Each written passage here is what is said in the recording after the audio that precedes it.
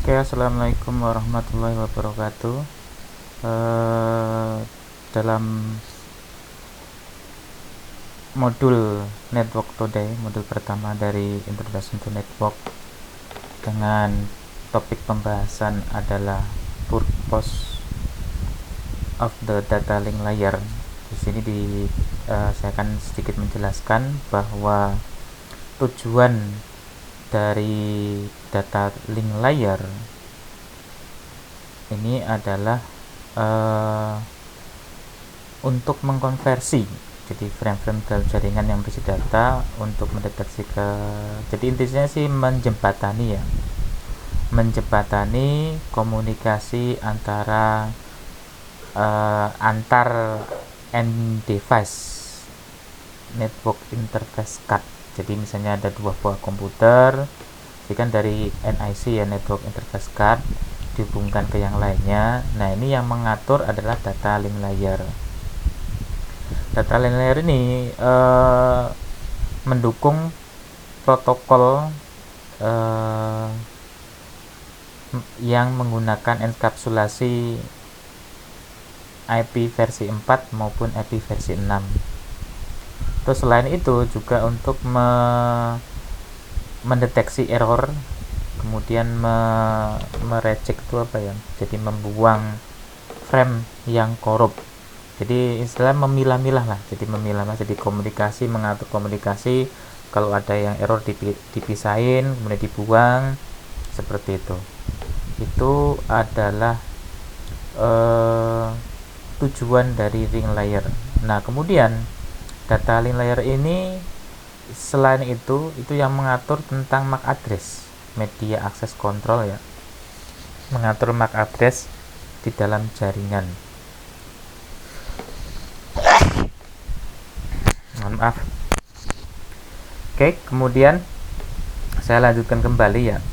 Jadi MAC address ini ada di dalam data link layer, mengatur ya. Kemudian ada juga logical link control ya, LLC. Jadi di dalam data link layer itu ada LLC, kemudian ada MAC ya, media access control MAC address di situ. Nah, seperti itu mengatur. Nah, kemudian untuk standarisasinya, contoh yang standar data link layer itu yang mengatur itu ada beberapa ya. Contohnya di sini yang disebutkan ini ada 4, yaitu Institute of Electrical and Electronic Engineer, IEE ya. Nah, biasanya IEE ini yang mengatur tentang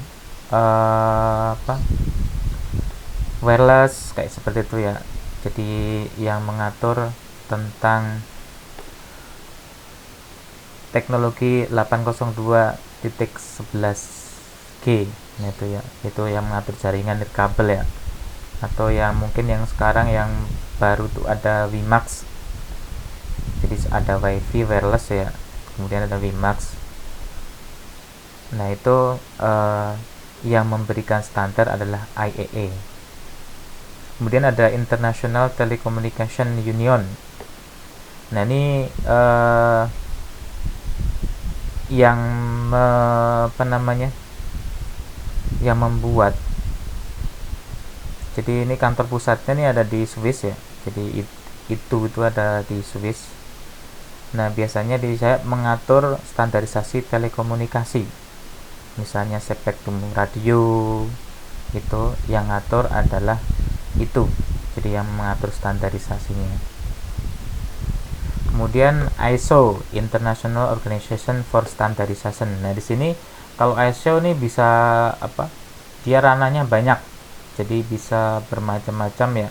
Rata-rata untuk peralatan yang sifatnya perlu distandarisasi, kayak misalnya kabel ya, urutan kabel misalnya untuk UTP RJ45 itu seperti itu ada standar ISO-nya. Kemudian ada juga peralatan-peralatan yang dipakai di dunia itu ada ISO.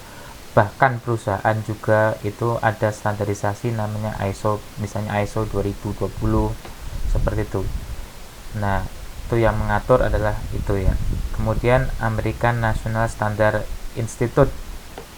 Nah, ANSI di sini sebenarnya sih fokusnya itu utamanya adalah di Amerika sana ya. Jadi kayak misalnya kalau di Indonesia itu SNI ya, standar nasional Indonesia, atau misalnya kalau di Jepang ada JIS, Japan Industrial Standard. Nah seperti itu. Nah itu fungsi apa, beberapa standar yang mengatur data link layer. Oke, mungkin penjelasannya cukup sekian, saya terlalu kebanyakan ya. Saya akhiri, wassalamualaikum warahmatullahi wabarakatuh.